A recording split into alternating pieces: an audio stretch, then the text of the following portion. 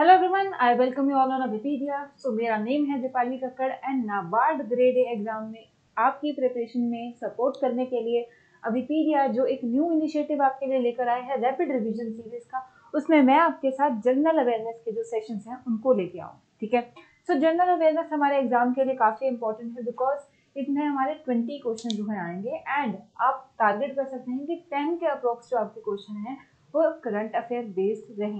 ठीक है जी, एंड उसमें भी अगर हम देखें तो जो हम एमसीक्यू सेशन ले रहे हैं इसमें हम कहीं ना कहीं जो जनरल अवेयरनेस से लिंक्ड कुछ टॉपिक है उसमें हिस्ट्री में हम उसके स्टैटिक पोर्शन को भी टच कर लेते हैं। तो सेशंस आपके लिए बहुत फ्रूटफुल हैं।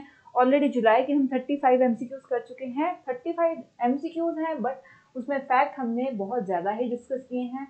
आज के इस सेशन में हम 20 और जो हमारे जुलाई के इम्पोर्टेंट जनरल अवेयरनेस के करंट अफेयर बनते हैं उनके एमसीक्यू वाइज जो है अपनी प्रैक्टिस रिवीजन करेंगे। ठीक है, तो आप सबको क्या करना है, सबसे पहले आपको जो डिस्क्रिप्शन में लिंक दिया गया है उसके साथ आप हमारे व्हाट्सएप ग्रुप और टेलीग्राम ग्रुप को ज्वाइन कर सकते हैं एंड उसके साथ आपको इस वीडियो को लाइक एंड शेयर करना है, पूरा देखना है। वीडियो में जितने क्वेश्चन होंगे अटेम्प्ट करने हैं, अपना स्कोर देखना है एंड उसके साथ ही इस रिविजन का बेनिफिट तब होगा जब आप इस सेशन को समझ के इसमें जो भी आपके क्वेश्चन गलत है उनको अच्छे से रिवाइज कर लें। ठीक है जी, एंड विपीडिया के साथ जुड़ के आप अपनी पूरी प्रिपरेशन कर सकते हैं नाबार्ड ग्रेड एग्जाम की एंड एक रैंक को टारगेट कर सकते हैं जैसे इन स्टूडेंट्स ने किया। तो आपके सामने है 2021 की सिलेक्शन। 40+ स्टूडेंट्स ने विपीडिया के साथ जुड़ के जो है नाबार्ड ग्रेड एग्जाम को क्रैक करने का अपना सपना जो है वो पूरा किया था।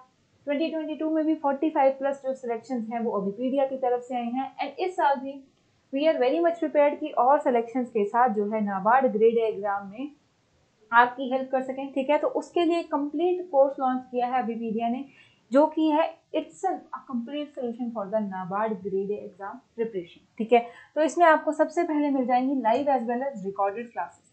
ठीक है, and classes are very important so that हम जो कंसेप्ट है उनको क्लियर कर पाए। ठीक है, उसके बाद आपको मिल जाएंगे नोट्स।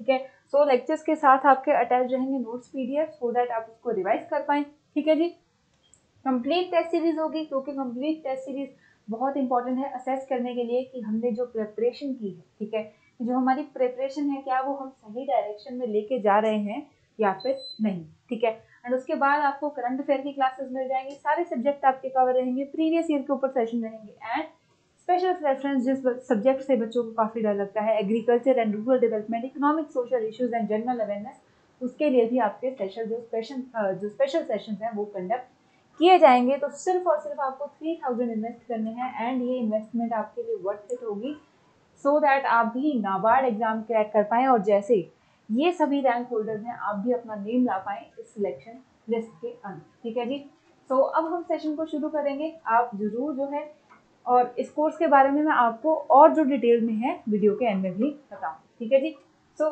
सेशन शुरू करते हैं। जनरल अवेयरनेस का आज हमारा सेशन है, सेशन नंबर है हमारा 3rd। ऑलरेडी 2 सेशन हम जुलाई मंथ के कंडक्ट कर चुके हैं। ठीक है, एंड इस 3rd सेशन में भी हम वही same format MCQ plus proper explanation जितनी हमारे लिए रेलेवेंट। ठीक है जी, सो फर्स्ट क्वेश्चन देखेंगे सबसे पहले।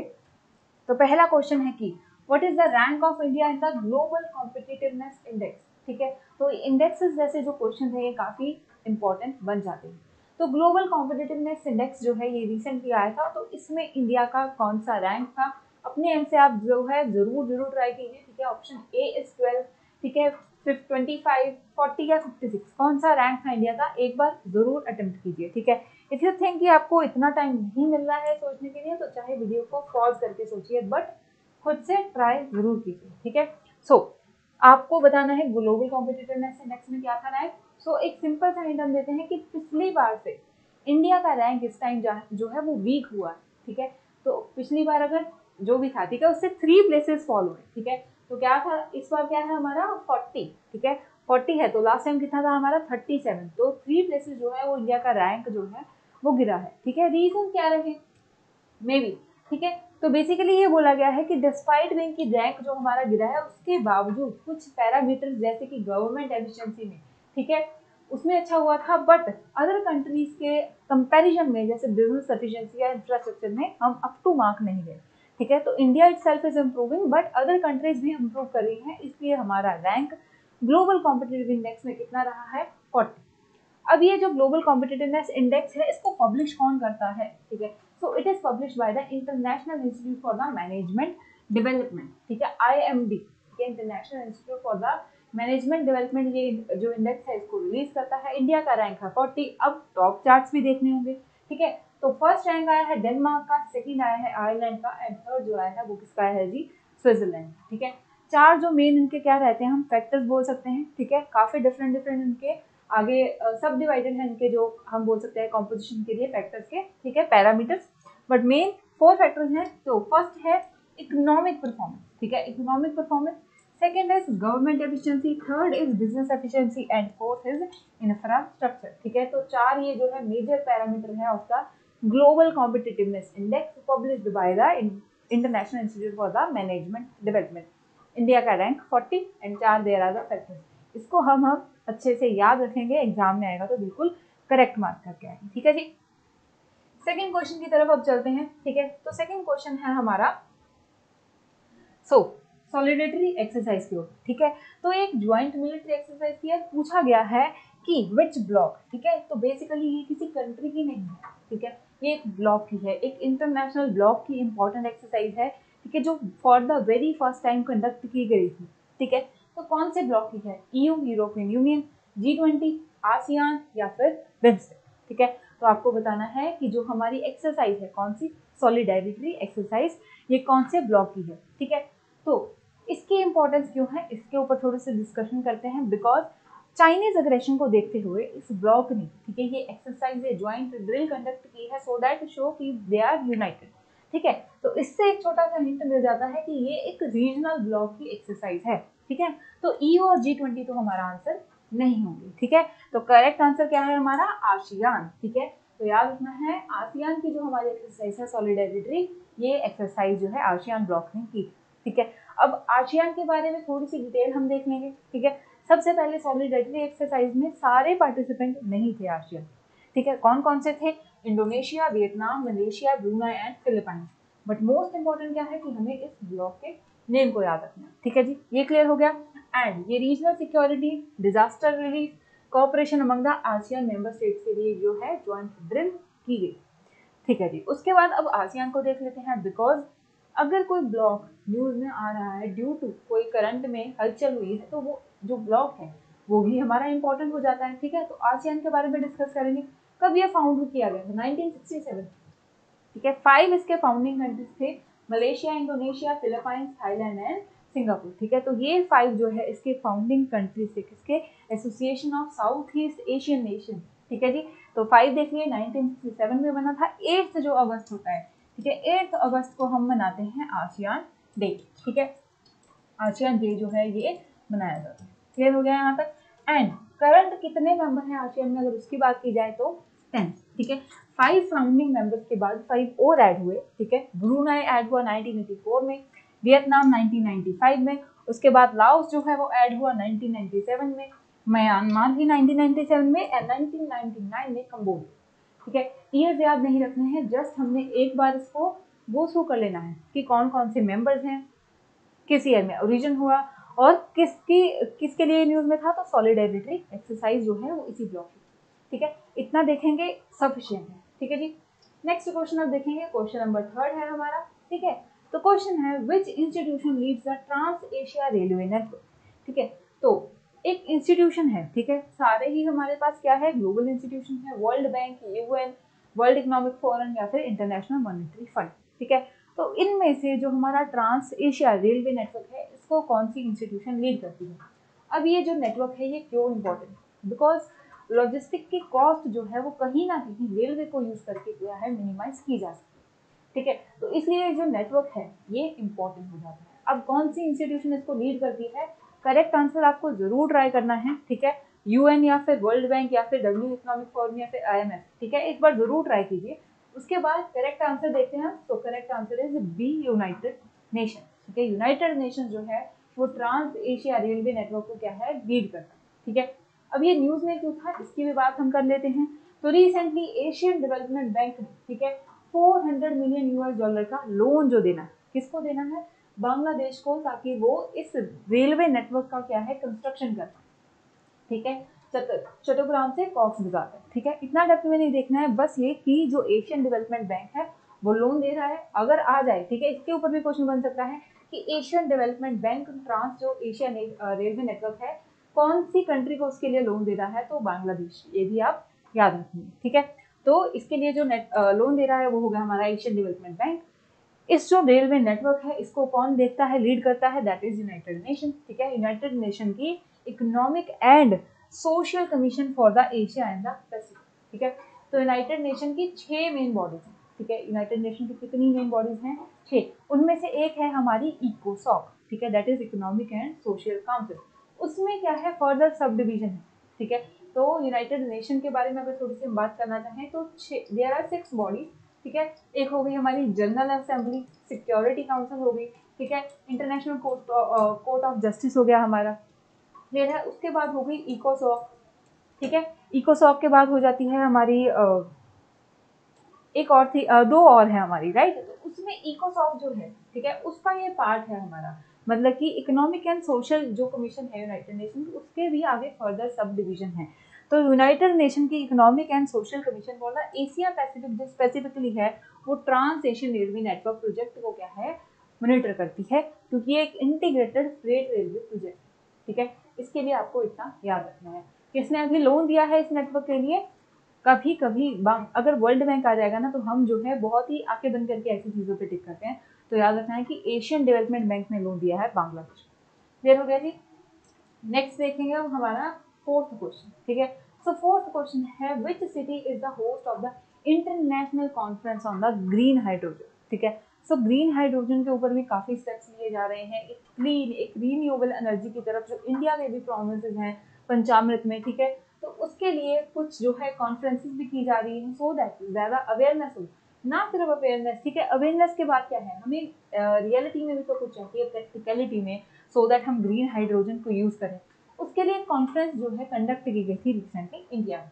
कौन सी सिटी में की गई थी, मैसूरू, बेंगलोर, न्यू दिल्ली या फिर पुणे, ठीक है। ये आपको बताना है कि जो ग्रीन हाइड्रोजन के ऊपर हमारी कॉन्फ्रेंस की गई थी वो कौन सी सिटी में की गई, ठीक है जी। सो करेक्ट आंसर है इसका न्यू दिल्ली, ठीक है। न्यू दिल्ली में ये जो कॉन्फ्रेंस है ये की गई थी, ठीक है। ये इस चीज के ऊपर फोकस करती है कि ग्रीन हाइड्रोजन को, ठीक है, हम कैसे इम्प्लीमेंट कर सकते हैं, कैसे अपनी लाइफ में और लेके आ सकते हैं, इसका और पोटेंशियल यूज देख सकते हैं, एंड जो हमारा रीन्यूएबल एनर्जी के गोल्स हैं उनको पूरा कर सकते हैं, ठीक है जी। सो द प्राइमरी ऑब्जेक्टिव क्या था, to establish a comprehensive green hydrogen ecosystem, एक ऐसा इकोसिस्टम जिसमें हमें ग्रीन हाइड्रोजन बहुत इजीली अवेलेबल हो, उसको हम यूटिलाइज कर पाए, ठीक है जी। And to accelerate the progress towards the global decarbonisation goal, ठीक है। हमें कार्बन एमिशंस को क्या करना है, कम करना है। क्लियर हो गया जी।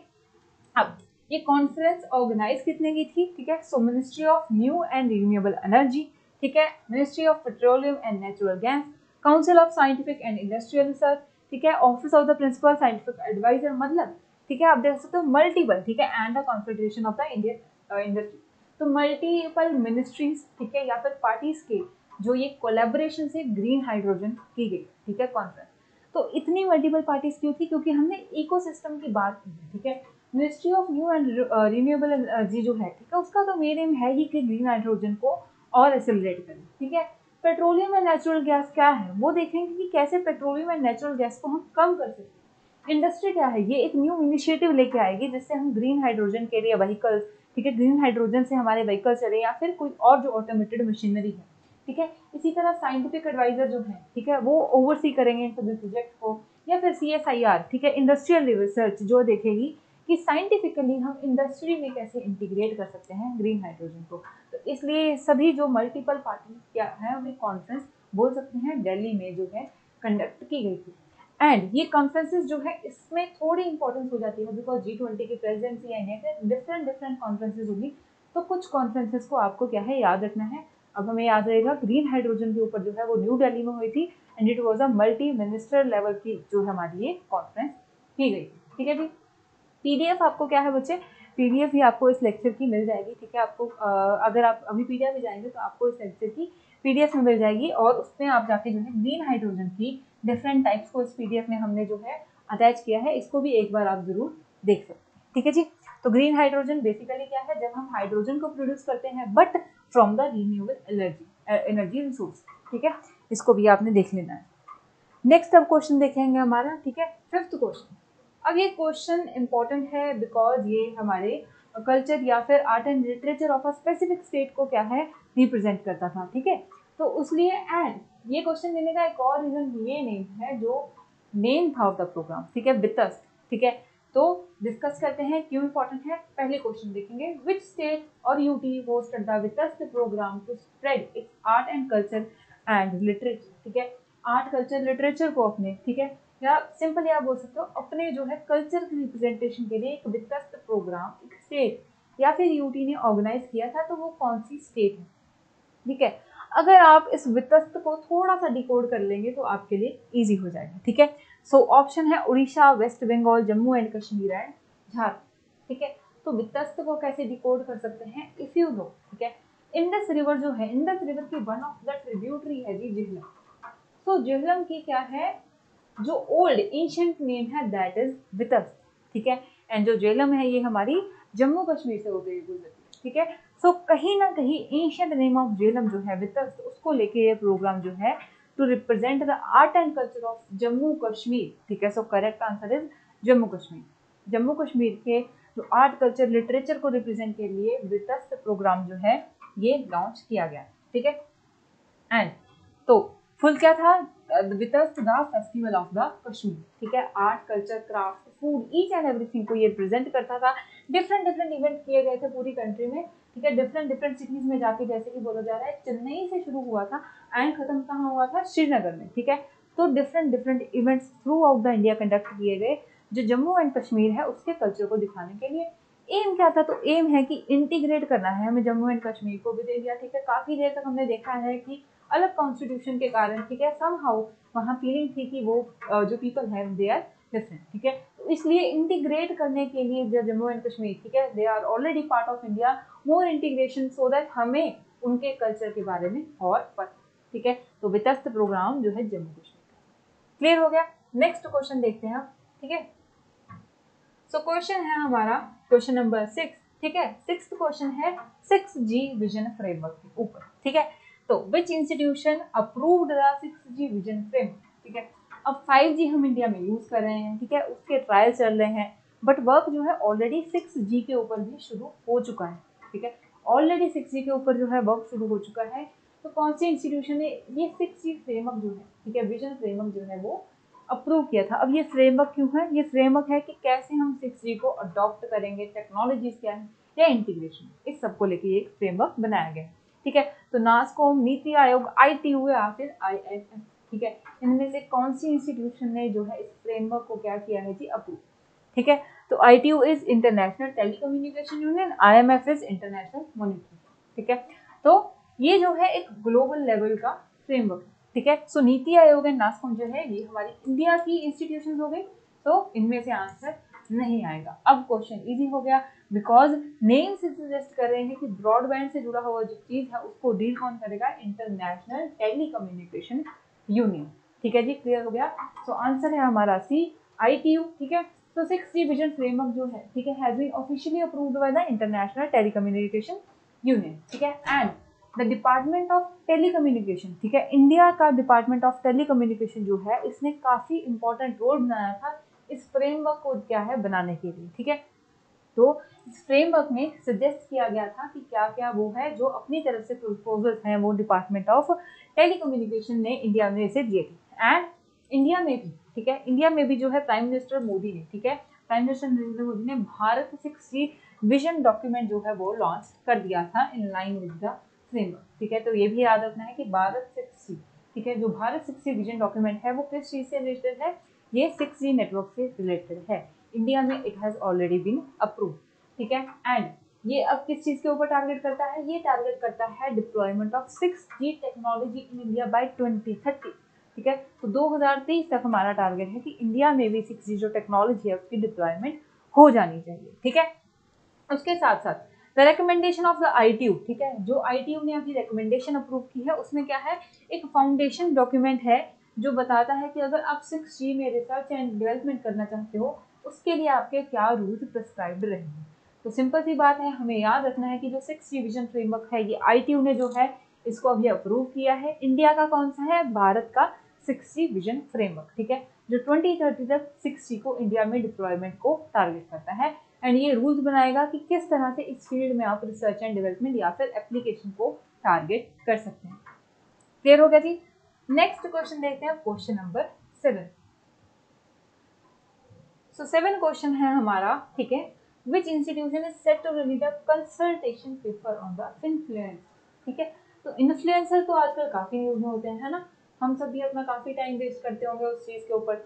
तो फिनफ्लुएंसर के ऊपर थोड़ी सी हम डिस्कस करते हैं कि कौन सी इंस्टीट्यूशन एक कंसल्टेशन पेपर जो है वो रिलीज करने वाली है ऑन द टॉपिक ऑफ फिनफ्लुएंस, ठीक है। ऑप्शन है आपके पास आरबीआई, नीति आयोग, सेबी या फिर एनपीसीआई, ठीक है। एंड फिनफ्लुएंसर टर्म को सबसे पहले हम समझेंगे। सो फिनफ्लुएंसर क्या है बच्चे? सिंपल सी चीज है, वो इन्फ्लुएंसर जो कि फाइनेंशियल चीजों के रिगार्डिंग, मनी मार्केट के रिगार्डिंग, फाइनेंस, इकोनॉमी, इसके ऊपर जो इन्फॉर्मेशन प्रोवाइड करते हैं उनको हम इन्फ्लुएंसर बोलेंगे, ठीक है। अब इनको रेगुलेट करना भी क्यों इंपॉर्टेंट हो गया है, ठीक है। तो इनको रेगुलेट करना भी इसके लिए इंपॉर्टेंट हो गया है बिकॉज अगर आप देखें तो अगर कोई स्कैम हो जाता है तो हम जल्दी जल्दी जाके यूट्यूब पर सर्च करते हैं कि इसके रिगार्डिंग में यूट्यूब पे क्या इन्फॉर्मेशन मिलेगी, और कुछ रिलायबल हमारे ऐसे चैनल्स होते हैं जिसके ऊपर हम रिलाई करते हैं for the information. So they are the influencer. तो वो क्या है, कहीं ना कहीं वो आपका एक ओपिनियन बना रहे हैं। So it is very much required कि उनको भी रेगुलेट किया जाए कि वो आपको जो है एक करेक्ट इन्फॉर्मेशन ही प्रोवाइड करें, ठीक है। तो अब आपके लिए काफ़ी इजी हो गया होगा, फाइनेंस सेक्टर से जुड़ा हुआ है एंड लोगों की जो इन्वेस्टमेंट है उससे जुड़ा हुआ ये टॉपिक है। तो इसको कौन सी बॉडी जो है इसके लिए कंसल्टेशन पेपर रिलीज करेगी, ठीक है, आरबीआई, नीति आयोग, सेबी या फिर एनपीसीआई, ठीक है। तो करेक्ट आंसर है हमारा C, SEBI, security and exchange board of India, ठीक है, क्योंकि सेबी ही है जो रेगुलेटरी बॉडी है of the financial market in the India, ठीक है, ये आप सबको पता है। सेबी जो है ये 1992 में ये स्टैट्यूटरी बॉडी बन गई थी। इसके पहले ये एक ऑटोनोमस बॉडी थी, नॉन स्टैट्यूटरी थी, बाद में एक्ट लाके इसको एक स्टैट्यूटरी बॉडी बनाया गया है, ठीक है। एंड ये रेगुलेट करती है सारे स्टॉक एक्सचेंज को, फाइनेंशियल मार्केट को, आईपीओ के रूल बनाती है, ठीक है, बेसिकली एंड टारगेट करती है कि जो इन्वेस्टर है उसकी अवेयरनेस को देखना है एंड उनकी प्रोटेक्शन की जो पैसा लगाया है वो बच जाए, ऐसे वो रूल्स हमारी सेबी बनाती है, ठीक है। फिनफ्लुएंसर के ऊपर ये चार्टर लेके आएगी। रीजन हमने बता दिया बिकॉज फिनफ्लुएंसर वो है जो हमें मनी, फाइनेंस एंड स्टॉक के रिगार्डिंग जो है गाइडेंस देती है। सो कहीं ना कहीं it is very much part of investor protection की जो इन्फॉर्मेशन है वो करेक्ट है या नहीं।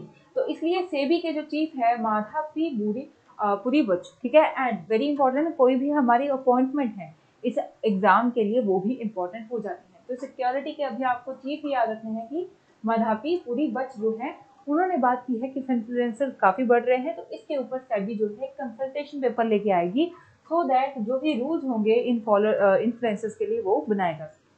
क्लियर हो गया? तो सेबी से जुड़ा हुआ भी आपको ये अभी याद रहेगा कि सेबी जो है वो रेगुलेट करती है हमारी फाइनेंशियल मार्केट। ठीक हो गया जी? नेक्स्ट देखेंगे, क्वेश्चन नंबर है हमारा अब 8, ठीक है। सो 8th क्वेश्चन है हमारा स्पेस एंड टेक के ऊपर। तो ऑलरेडी इंडिया ने चंद्रयान 3 को भी लॉन्च कर लिया, सेफ लैंडिंग हो गई, आदित्य L1 भी लॉन्च हो गया। Science and tech specially safe space जो है ये हमारे एग्जाम के पॉइंट ऑफ व्यू से बहुत रेलिवेंट हो जाता है। तो रिसेंट में खबर आई थी कि एक न्यू गैलेक्सी है, ठीक है, तो उसी के ऊपर हमारा जो है ये क्वेश्चन बेस है। तो which space agencies have identified the farthest active, ठीक है, super massive black hole in the Galaxy named CEERS, ठीक है, 10 and 19, ठीक है। तो कौन सी स्पेस एजेंसी है जिसने आइडेंटिफाई किया है कि हमसे फारदेस्ट सबसे दूर active super massive black hole. अब ब्लैक होल वो होते हैं जिसकी ग्रेविटी इतनी स्ट्रॉन्ग है कि कोई भी चीज उसके नजदीक जाएगी तो वो उसके अंदर जो है जाके खत्म हो जाएगी, ठीक है। तो कौन सी गैलेक्सी है? गैलेक्सी का नाम है CEERS and 1019। कौन सी जो हम बोल सकते हैं एजेंसी ने, स्पेस एजेंसी ने इसको जो है आइडेंटिफाई किया है? ESA, नासा, इसरो या फिर जासा, ठीक है। तो आपको ये बताना है कि कौन सी जो है स्पेस एजेंसी ने इसको आइडेंटिफाई किया था। तो स्पेस के जो भी करंट अफेयर है उसको भी आपको ध्यान देके चलना है, ठीक है। तो करेक्ट आंसर इसका भी हम देख लेते हैं। करेक्ट आंसर है बच्चे नासा। नासा बिल्कुल सही आंसर है। नासा का जेम्स वेब टेलीस्कोप जो है उसने ये जो गैलेक्सी है इसको आइडेंटिफाई किया था, ठीक है, with the farthest active supermassive black, ठीक है। थोड़ी सी और इसकी हम क्या है डिटेल देख लेते हैं। तो नासा का जेम्स वेब जो टेलीस्कोप है इसने ही इस जो गैलेक्सी है दैट इज CERS 1019 को देखा था। एंड ये बोला जा रहा है कि ये ओवर 570 मिलियन तक ये जो गैलेक्सी है ये सर्वाइव कर चुकी है। And it is a very important, क्या हम बोल सकते हैं कि एक बहुत इंपॉर्टेंट जो है डिस्कवरी भी है। ठीक है, क्वेश्चन में सिंपल पूछ लेंगे व्हाट इज CERS। ठीक है, कहीं आपको लिख देंगे कि क्या ये कोई वैक्सीन है, क्या ये कोई गैलेक्सी है, ये ब्लैक होल है, या फिर और भी ऑप्शन आ सकते हैं जैसे कि क्या ये किसी टेलीस्कोप का नेम है। ठीक है, या फिर ये कोई GM क्रॉप। ठीक है, तो याद रखना है कि CERS क्या है, एक हमारी गैलेक्सी है जिसको अभी किसने बताया है, जिसके बारे में नासा के जेम्स वेब टेलीस्कोप। क्लियर हो गया, इसको भी अच्छे से आपको याद रखना है, बहुत सिंपल। नेक्स्ट क्वेश्चन देखते हैं बच्चे, क्वेश्चन नंबर 9। ठीक है, तो 9th क्वेश्चन है हमारा एटॉमिक पावर प्रोजेक्ट के ऊपर। क्वेश्चन क्या है, Kakrapar atomic power project is constructed in which state of US.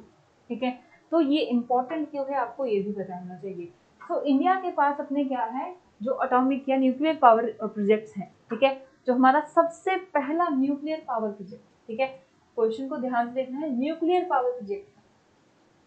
ठीक है, तो प्रोजेक्ट जो था वो था हमारा तारापुर में, जो कि महाराष्ट्र में।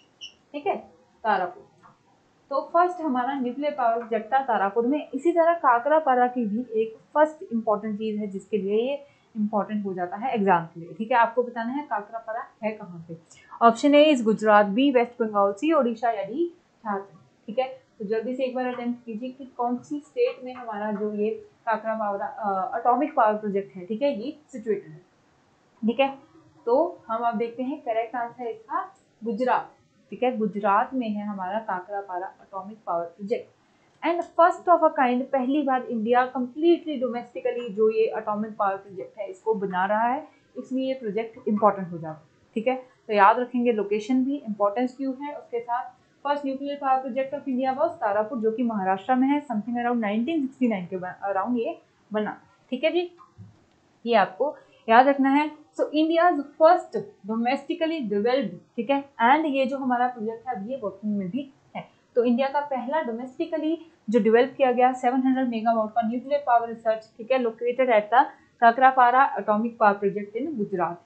ठीक है, इसको आप याद रखेंगे। इसके कमर्शियल ऑपरेशन जो है रिसेंटली वर्क शुरू हुआ था, मतलब रिसेंटली इसने जो है एनर्जी प्रोडक्शन जो है वो शुरू कर दी थी कमर्शियल ऑपरेशन के लिए। ठीक है, and NPCIL that is nuclear power corporation of India limited जो है, ठीक है, ये बिल्ड कर रही है 2 और हैवी रिएक्टर्स को इसके अराउंड। ठीक है, सो दैट और जो पावर जनरेशन है वो और इजी हो। ठीक है जी, इसके लिए आपको इसकी लोकेशन जो है वो जरूर याद रखनी है। And it is India's first domestically developed nuclear power reactor at the Kakrapar atomic power project in the Gujarat. ठीक है जी, तारापुर वाला भी साथ में याद रखना है, इंडिया का फर्स्ट था। उसके साथ साथ एक बार आपको क्या है, मैप में अपने न्यूक्लियर जो भी इंडिया के प्रोजेक्ट्स हैं उनको भी देख लेना चाहिए। स्टैटिक जीके से थोड़ा सा टॉपिक है तो वो भी इंपॉर्टेंट हो जाता है, सिर्फ आपको लोकेशंस को देखना है। ठीक है जी, नेक्स्ट क्वेश्चन देखते हैं, क्वेश्चन नंबर 10। ठीक है, तो क्वेश्चन नंबर 10 है अगेन पावर से जुड़ा हुआ, बिकॉज इंडिया डेवलपमेंट की तरफ बढ़ रहा है, इंफ्रास्ट्रक्चर में पावर काफी इंपॉर्टेंट हो जाती है।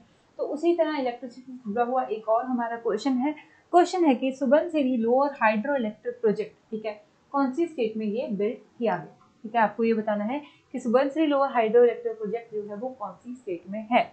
Arunachal Pradesh and Assam, Bihar and Uttar Pradesh, Gujarat and Rajasthan, या महाराष्ट्र एंड मध्य प्रदेश। तो स्टैटिक जीके का ही हमारा टॉपिक आ जाता है रिवर्स। एंड अगर हमने एक बार रिवर्स को अच्छे से कर लिया तो ये ऑप्शन जो है वो हमारे लिए इजी हो जाएगा, बिकॉज सुबनसिरी जो है it is the largest tributary of river, कौन सी रिवर की है जी, ब्रह्मपुत्रा रिवर की। ठीक है, एंड ब्रह्मपुत्रा रिवर जो है वो कहाँ पे है, अरुणाचल एंड असम में, इंडिया में सबसे ज्यादा, राइट। तो करेक्ट आंसर क्या होगा इसका हमारा, बाकी सारे ऑप्शन तो मैच ही नहीं हो रहे, ए अरुणाचल प्रदेश एंड असम में जो है हमारा Subansiri lower hydro electric project है जो है ये बिल्ड किया है। अब ये भी क्यों इंपॉर्टेंट है, क्योंकि ऑफ अ काइंड ये एक रन ऑन रिवर प्रोजेक्ट है। रन ऑन रिवर प्रोजेक्ट कौन से होते हैं, जिसमें जो वाटर है ना उसको कभी रोका नहीं जाता है। हम जनरली देखते हैं डैम्स वगैरह में क्या है, पानी इकट्ठा करते हैं, बट ऐसे हाइड्रो इलेक्ट्रिक प्रोजेक्ट्स में पानी जो चलता रहेगा उसी से हम एनर्जी जो जनरेशन है उसके ऊपर टारगेट करते हैं।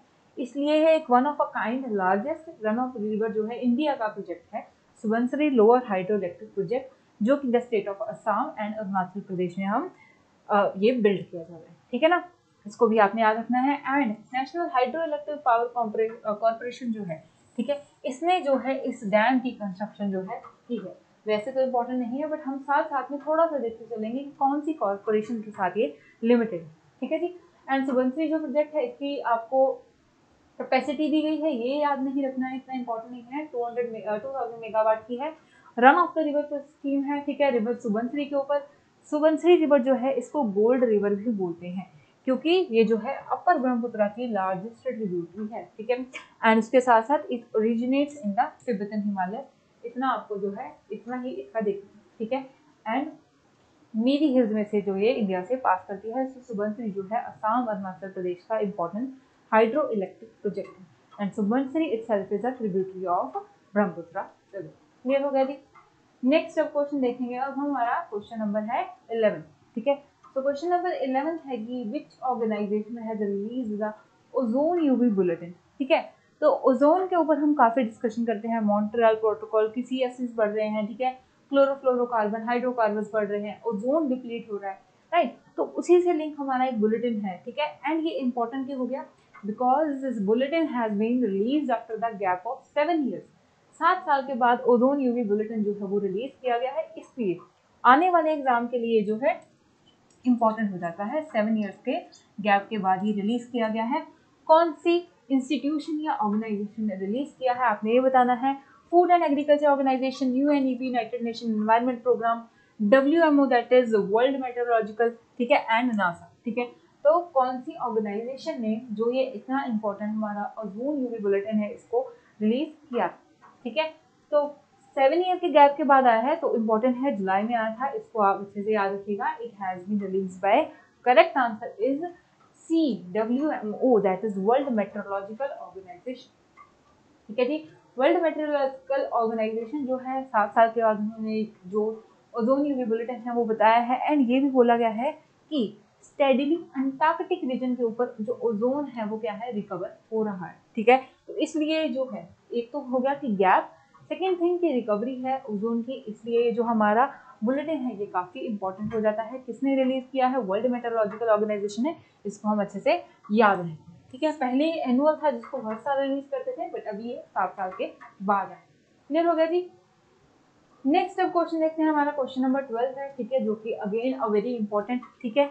तो इनिशिएटिव की बात की गई है, ठीक है, कि कौन सी सिटी ने स्टार्टअप 20 शिखर समिट जो है इसको होस्ट किया था, ठीक है।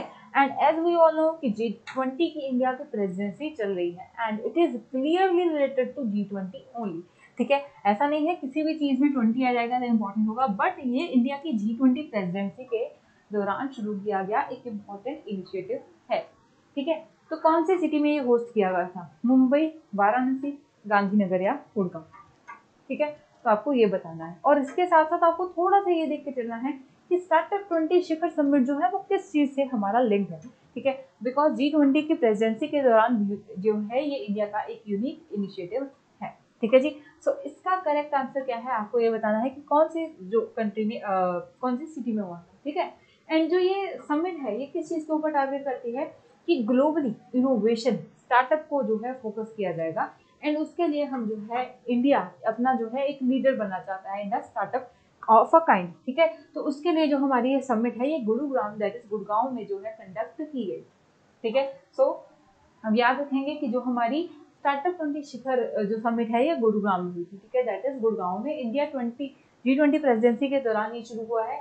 सऊदी अरेबिया, ठीक है, अगर क्वेश्चन आ जाए कि which country was the first one two invest in the India startup 20 जो शिखर समिट है, तो सऊदी अरेबिया जो है ये पहली कंट्री बनी है जिसने क्या है जी एंडोर्स किया है स्टार्टअप 20 को, एंड इसमें इन्वेस्ट किया है $1, ठीक है, $1 ट्रिलियन, ठीक है, पर एनम इकोसिस्टम में, स्टार्टअप इकोसिस्टम में इन्वेस्ट करेंगे वो, ठीक है जी, बाय 2030, ठीक है।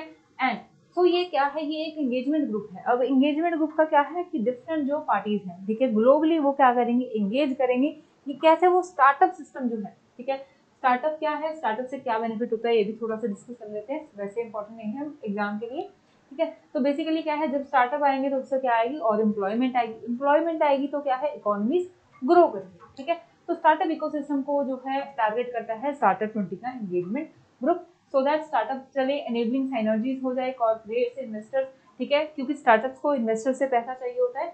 तो उन सब चीज़ों को क्या है एक सिंगल प्लेटफॉर्म पर लेके आने का ये टारगेट है। सऊदी अरेबिया ने फर्स्ट हेड्स में प्लेज किया है कि वो इस स्टार्टअप इकोसिस्टम में इन्वेस्ट करने को इस इनिशिएटिव के अंदर तैयार है, ठीक है जी। कितना करेगा? $1 ट्रिलियन, कब तक? 2030। इतना ही आपको देखना है। इंडिया की G20 प्रेसिडेंसी के दौरान शुरू हुआ है, इसलिए इम्पोर्टेंट हो गया, ठीक है जी। नेक्स्ट क्वेश्चन अब हम देखेंगे हमारा क्वेश्चन नंबर 30, ठीक है। तो ये भी एक इम्पोर्टेंट योजना है एंड ये योजना क्यों इंक्लूड की है ये भी बताती हूँ, ठीक है। सो क्वेश्चन है कि विच स्टेट यू की लॉन्च द मोर जंगल जामी योजना, ठीक है। तो कौन सी स्टेट ने ये मोर जंगल जामी योजना जो है लॉन्च की है? वेस्ट बंगाल, उड़ीसा, झारखंड, कर्नाटका। अब कहीं ना कहीं जंगल तो इन सब में है ना, एंड थोड़ा सा कंफ्यूजन हो गया, बट हम याद रखेंगे कि मो जो है ना, ये पहले भी एक मो सरकार स्कीम जो है ये उड़ीसा लेके आया है, ठीक है। मो सरकार मतलब मेरी, माय सरकार, ठीक है। तो उसी तरह अब जो मो जंगल जामी योजना है ये भी उड़ीसा ही लेके आया है। किसके लिए लेके आया है? जो भी उनकी पॉपुलेशन है, जैसे हमें पता है कि उड़ीसा में शेड्यूल्ड ट्राइब काफी सारी पॉपुलेशन है, तो फॉरेस्ट राइट का कहीं ना कहीं इशू आ जाता है। तो उसी को लेके जो ये योजना है मो Jungle Jami Yojana, it has been started by the Orissa and वो सरकार भी उड़ीसा की ही थी, ठीक है। So the government of Orissa has introduced the scheme that is Mo Jungle Jami Yojana, ठीक है, to enhance the forest right for the tribal communities and forest developers, ठीक है। जिनके भी जो भी लोग वहाँ रह रहे हैं उनके फॉरेस्ट राइट को और स्ट्रेंथन करने के लिए जो ये स्कीम है मो जंगल जामी योजना, मेरा जंगल, ठीक है। तो ये स्कीम जो है लाई गई है and it work in conjunction with the scheduled tribe and the other traditional forest dweller recognition of the forest right act, ठीक है।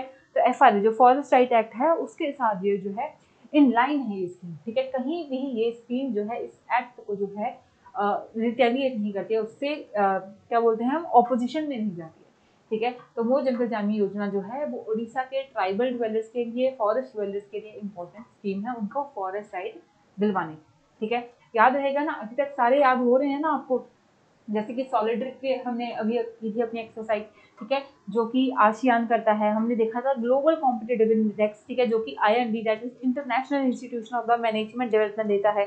इंडिया का रैंक 40 था, ठीक है।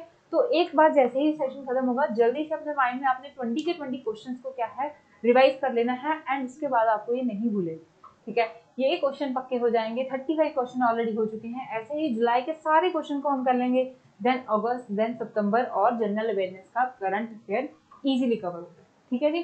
तो बस आपको वीडियो को लाइक शेयर करके जाना है, ठीक है। नेक्स्ट क्वेश्चन देखिए, क्वेश्चन नंबर 14। क्वेश्चन कहीं ना कहीं इंपॉर्टेंट है अगर आप एक इंपॉर्टेंट टर्म को पकड़ लेंगे, ठीक है। सो क्वेश्चन क्या है? क्वेश्चन है कि बोगीबील, ठीक है, where the foundation stone for the inland waterway transport terminal was laid is in which state, ठीक है। तो 2-3 इंपॉर्टेंट फैक्ट जो है क्वेश्चन में निकल के आ रहे हैं कि इनलैंड वाटरवे ट्रांसपोर्ट जो है टर्मिनल है, ठीक है, उसकी फाउंडेशन कहाँ रखी गई थी? बोगीबील में, ठीक है। अब क्वेश्चन अगर आए कि इनलैंड वाटरवे ट्रांसपोर्ट जो टर्मिनल है उसकी फाउंडेशन कहाँ रखी गई थी? बोगीबील में। कहाँ पे है बोगीबील? ये क्वेश्चन में पूछा गया है, आपको ये बताना है। Option A is west Bengal, ठीक है, B is Assam, C Uttarakhand या डी गुजरात, ठीक है। तो करेक्ट आंसर बहुत इजी हो जाएगा। सबसे पहले आपको बोगीबील के बारे में अगर कुछ भी पता है तो, ठीक है। तो करेक्ट आंसर है हमारा जी बी, असम, ठीक है। बिकॉज बोगीबील क्यों इंपॉर्टेंट है ये भी बता देती हूँ। सो बोगीबील जो है, ठीक है, there is a Bogibeel bridge, ठीक है। ये भी अभी थोड़ा सा पहले करंट में न्यूज में था कि इंडिया का लॉन्गेस्ट रेलवे ब्रिज जो है वो बोगीबील ब्रिज है। 4000 समथिंग मीटर की इसकी जो है लेंथ, ठीक है। तो इंडिया का लॉन्गेस्ट रेलवे ब्रिज जो है वो बोगीबील ब्रिज है, ठीक है। एंड ये कहाँ पे है? ये है असम में, इंडिया लॉन्गेस्ट रेलवे ब्रिज। इसको भी आपने याद रखना है, ठीक है। और अब क्या हुआ है, रिसेंटली यहाँ पे इंडिया का इनलैंड वाटरवे ट्रांसपोर्ट जो है टर्मिनल है, इसकी फाउंडेशन स्टोन रखा गया है। अब इनलैंड वाटरवे सर्विस जो है वाटरवेज हैं, ठीक है, इनको भी डेवलप किया जा रहा है अगेन लॉजिस्टिक्स की कॉस्ट को कम करने के लिए, ठीक है। ये भी याद रखेंगे। So the foundation stone was laid at the Bogibeel river bridge in Assam, ठीक है। एंड जो ये टर्मिनल है ये इंडिया के नेशनल वाटरवे 2 के ऊपर लोकेटेड है। नेशनल वाटरवे 2 1, ठीक है। ये कुछ इंपॉर्टेंट वाटरवेज हैं, उसके लिए हमने इमेज इंक्लूड कर ली, ठीक है जी। तो ये है इमेज, ठीक है। फर्स्ट हमारा अगर नेशनल वाटरवे की बात करें तो ये गंगा रिवर के ऊपर है, ठीक है। ये हो गया हमारा फर्स्ट, ठीक है। सेकेंड आप देख सकते हैं ब्रह्मपुत्र रिवर के ऊपर, ये हो गया, ठीक है। उसके बाद आपको और भी इंपॉर्टेंट नेशनल वाटरवेज दिखाए गए हैं, ठीक है। तो बेसिकली आपको ये दो तो याद रखना ही है। थर्ड हमारा हो गया वेस्ट कोस्ट पे, ठीक है। फोर्थ हो गया हमारा कृष्णा रिवर के ऊपर।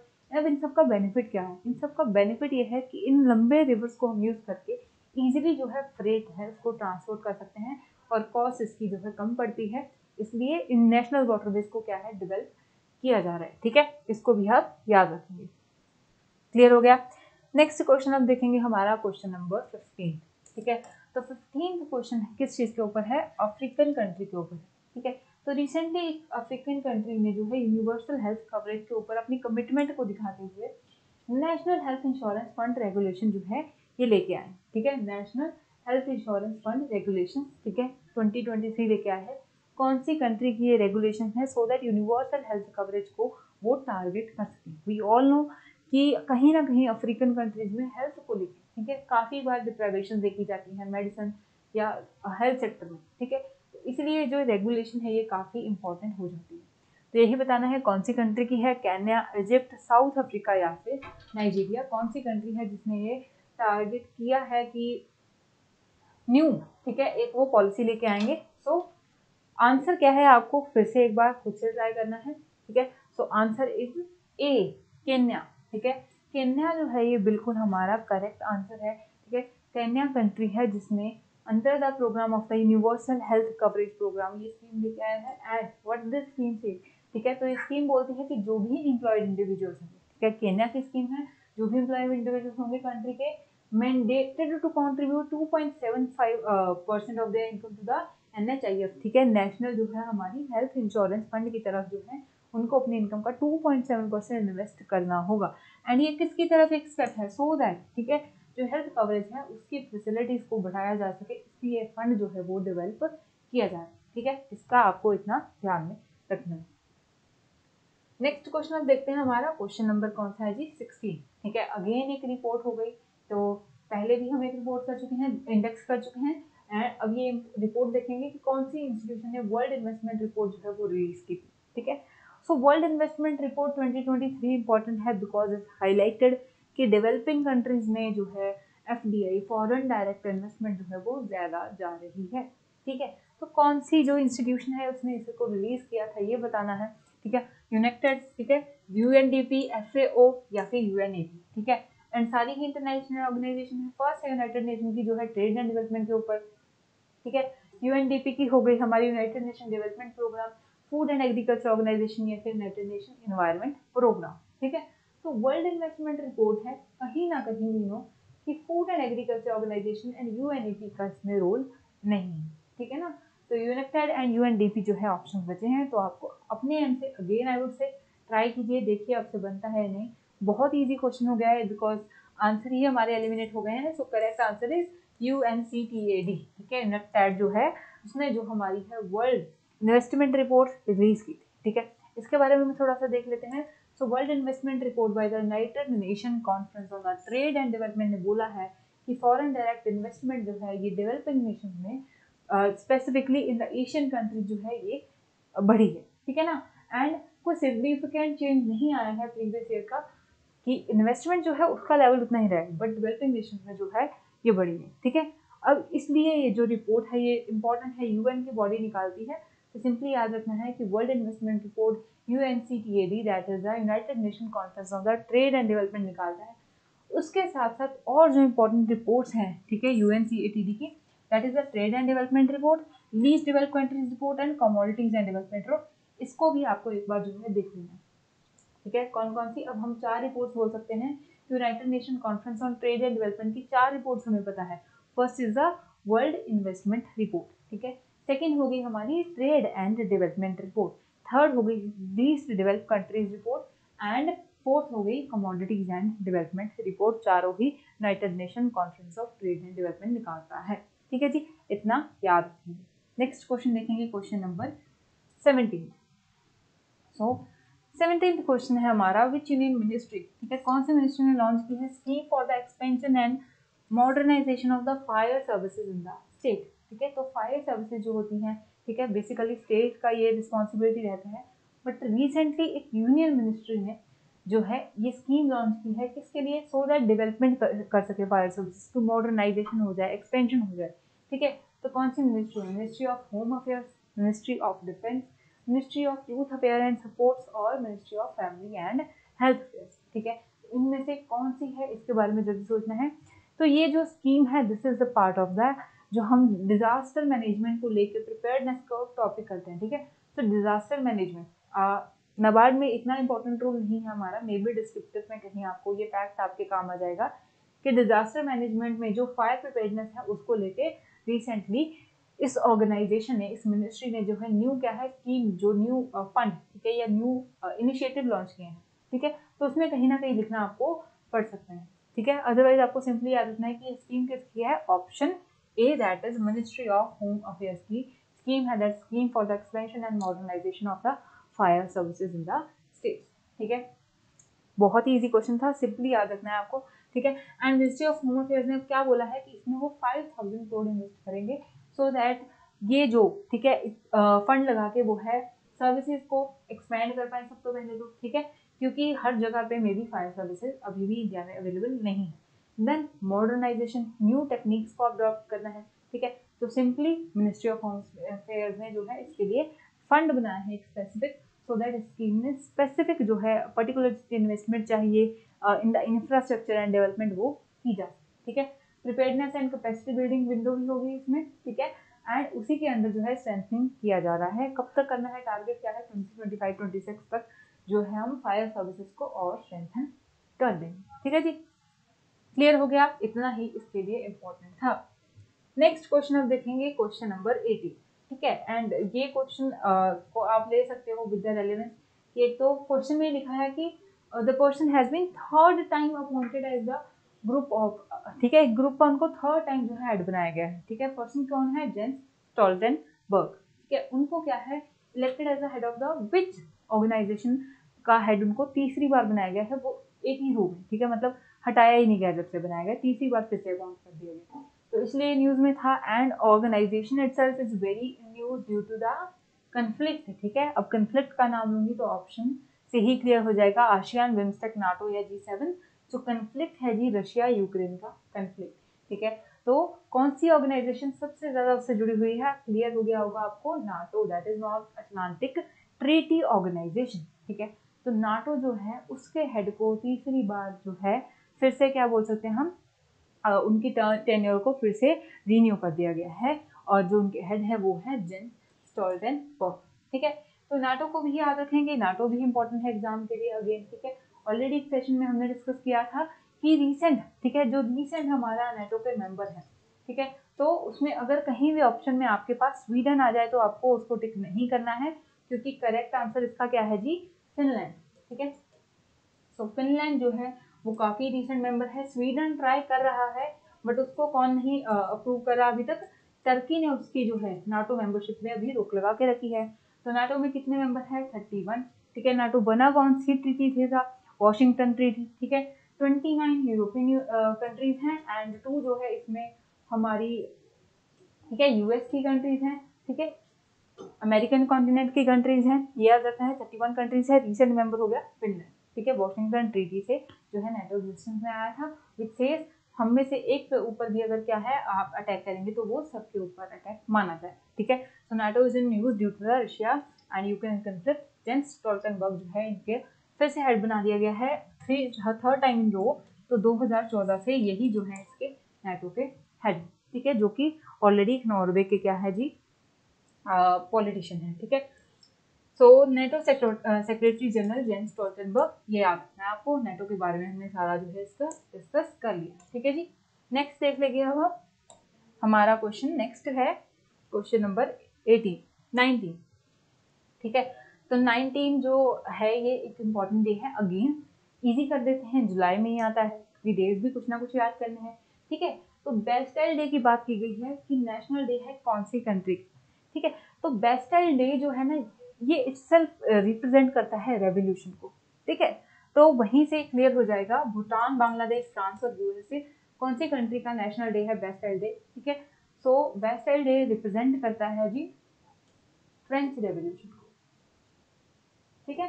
फ्रेंच रेवोल्यूशन जो है वो स्टार्ट हुई थी क्योंकि जो जेल है बेस्टाइल में, ठीक है, उसको रेवोल्यूशनरीज ने अटैक किया था फॉर द वेस्ट, ठीक है। एंड जिस दिन अटैक किया था उसी दिन को अब क्या है, नेशनल डे ऑफ फ्रांस जो है मनाया जाता है, also known as the Bastille day, and correct answer would be C, ठीक है। तो ये आपको याद रखना है। एंड 14 जुलाई जो है it is celebrated as a national day in France, ठीक है, इसको भी आपने याद रखना है। एंड 24 जुलाई को कौन सा डे था, ठीक है, पिछले सेशन में 2 बार रिवाइज कर चुके हैं। 10 जुलाई को कौन सा डे था, दोनों ही इंडिया के नेशनल डे थे, ठीक है। ये आप एक बार कमेंट सेक्शन में ट्राई कीजिए, मैं आपको अभी बता सकती हूँ, बट कहीं ना कहीं हम फिर स्ट्राइक नहीं करेंगे, ठीक है।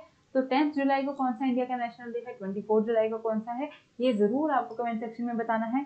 14 को होता है नेशनल डे ऑफ फ्रांस, ठीक है, बेस्टाइल डे भी बोलते हैं फ्रांस से जुड़ा। नेक्स्ट क्वेश्चन देखेंगे, ठीक है, क्वेश्चन नंबर 28 है हमारा, ठीक है। तो क्वेश्चन जो है अगेन हेड के ऊपर है, आरबीआई की वर्किंग ग्रुप के ऊपर, ठीक है। तो जो भी बैंक्स में रिफॉर्म्स हो रहे हैं वो भी एग्जाम के लिए इंपॉर्टेंट है, नाबार्ड का एग्जाम है, तो ये भी कहीं ना कहीं हमारा इंपॉर्टेंट हो जाता है कि who is the head of the RBI working group on the internationalisation of the rupee. अब इंटरनेशनलाइजेशन ऑफ द रूपी क्यों इंपॉर्टेंट है, थोड़ा सा इसके ऊपर देख लेते हैं। बिकॉज कहीं ना कहीं वो वांट कि जैसे डॉलर स्ट्रॉन्ग हो रहा है हमारा रूपी भी स्ट्रॉन्ग हो जाए, एंड हम रूपी में क्या है और ज़्यादा ट्रेड कर पाए, सो दैट हमारे जो इम्पोर्ट्स हैं वो हमें थोड़े से सस्ते पड़े, है ना, और हमारा डेफिसिट कम हो जाए।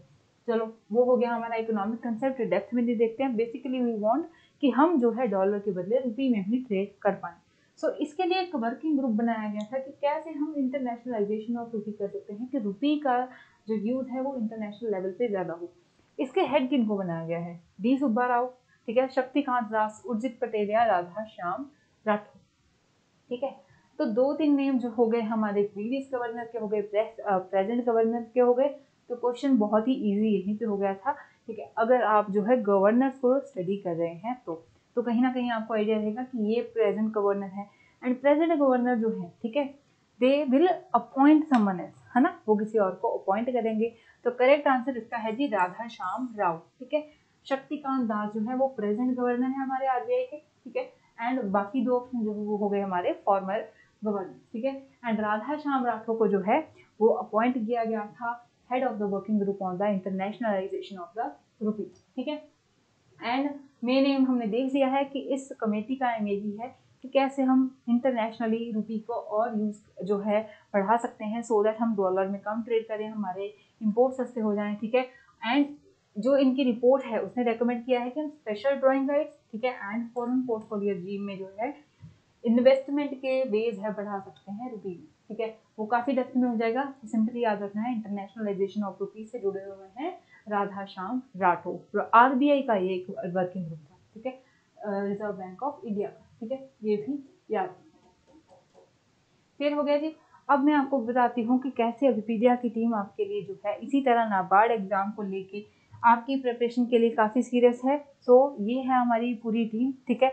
नाबार्ड ग्रेड ए एग्जाम की हमारे पास पूरी टीम है। सार्थक सर आपके साथ डेली लेक्चर शेयर करते हैं, इसी तरह मैं आपके लिए जनरल अवेयरनेस के, सनी सर आपके लिए क्वांट, ठीक है, Gurvinder ma'am science and tech से, या फिर ARD स्टैटिक। तो सारे टीचर जो है अपनी स्पेसिफिक फील्ड से आपके लिए नाबार्ड ग्रेड ए के कंप्लीट जो है कोर्स सोल्यूशन लेके आए हैं। रैपिड रिवीजन में हमारे साथ जुड़े रहिए, हम आपकी रिवीजन के ऊपर एम्फेसिस करेंगे। और अगर आप कंप्लीट प्रिपरेशन करना चाहते हैं तो विकिपीडिया का one stop solution is the best.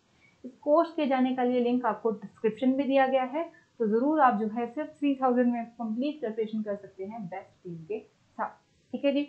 तो आई होप कि सेशन अच्छा लगा होगा, तो प्लीज़ इसे लाइक एंड शेयर कीजिए, सो दैट और भी स्टूडेंट जो नाबार्ड ग्रेड की प्रिपरेशन कर रहे हैं वो भी अपनी रिविजन कर पाएँ, ठीक है। So I hope कि आपको सेशन अच्छा लगा है, and thank you so much for joining and keep learning. See you in the next session. Thank you.